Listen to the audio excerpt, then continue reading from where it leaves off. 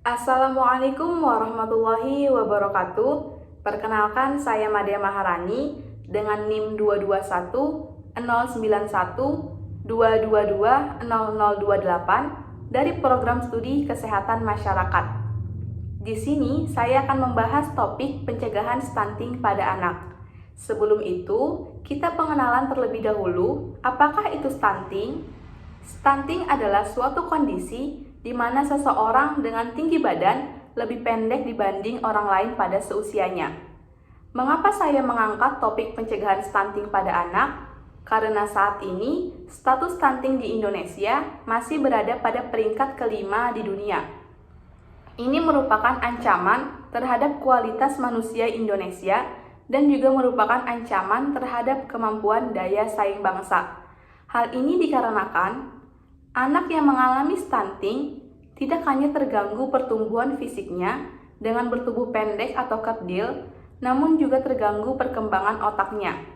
Yang mana hal ini tentu akan sangat memengaruhi kemampuan dan prestasi di sekolah, produktivitas, dan kreativitas di usia-usia produktif. Menurut Undang-Undang Republik Indonesia Nomor 23 Tahun 2002, Pasal 1 Ayat 1 tentang perlindungan anak adalah seseorang yang belum berusia 18 tahun, termasuk yang masih berada di dalam kandungan.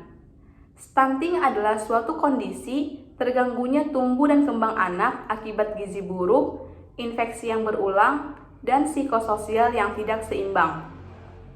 Menurut WHO, anak stunting didefinisikan sebagai anak dengan tinggi badan yang tidak sesuai dengan standar pertumbuhan anak. Di sini saya akan memaparkan 3 penyebab stunting. Yang pertama, gizi buruk. Gizi buruk pada anak biasanya terjadi karena rendahnya akses terhadap makanan bergizi akibat faktor ekonomi atau kurang bervariasinya makanan yang diberikan. Makanan yang diberikan hendaknya memenuhi 4 sehat, 5 sempurna. Selain itu, gizi buruk juga biasanya diperparah oleh perilaku ibu yang tidak memerhatikan asupan gizi sejak masa kehamilan. Penyebab yang kedua yaitu infeksi yang berulang. Infeksi yang berulang dapat disebabkan oleh 2 hal. Yang pertama, sulitnya mengakses layanan kesehatan oleh ibu dan anak. Yang kedua, pola hidup yang tidak bersih. Penyebab yang ketiga yaitu kurangnya stimulasi psikososial. Sang bayi tidak hanya diberikan makanan yang bergizi, namun juga dibiasakan berkomunikasi dengan baik kepada orang-orang yang di sekitarnya. Ini bertujuan agar bayi bisa tumbuh dan berkembang secara optimal. Anak-anak yang mengalami stunting dapat diidentifikasi melalui beberapa gejala. Yang pertama, berat badan cenderung turun atau tidak naik. Yang kedua, memiliki tinggi badan lebih pendek dibanding anak seusianya. Yang ketiga, pertumbuhan tulang terganggu. Yang keempat, anak lebih mudah terkena penyakit yang disebabkan oleh infeksi. Dampak atau efek dari stunting, yang pertama, anak lebih mudah terserang penyakit. Yang kedua, kemampuan kognitif berkurang. Yang ketiga, beresiko terkena penyakit degeneratif ketika tua.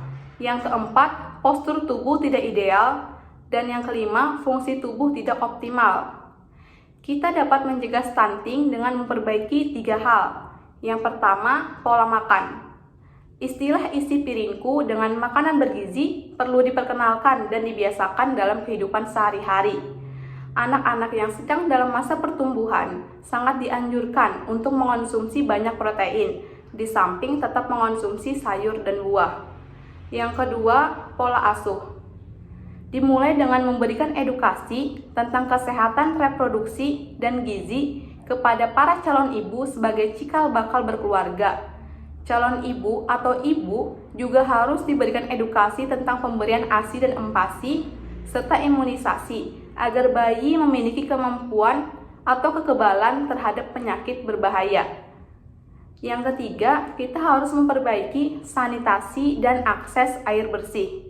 Kita harus membiasakan mencuci tangan menggunakan sabun atau air yang mengalir, serta tidak buang air besar secara sembarangan. Kesimpulannya, pentingnya mengetahui penjagaan stunting agar kita semua bisa mencegah stunting sedini mungkin, agar anak-anak di Indonesia bisa tumbuh dan berkembang secara optimal dan maksimal, disertai dengan kemampuan emosional, sosial, dan fisik yang siap untuk belajar, berinovasi, dan berkompetisi di tingkat global. Sekian penyajian lisan saya, salah hilaf mohon maaf, semoga bermanfaat. Wassalamualaikum warahmatullahi wabarakatuh.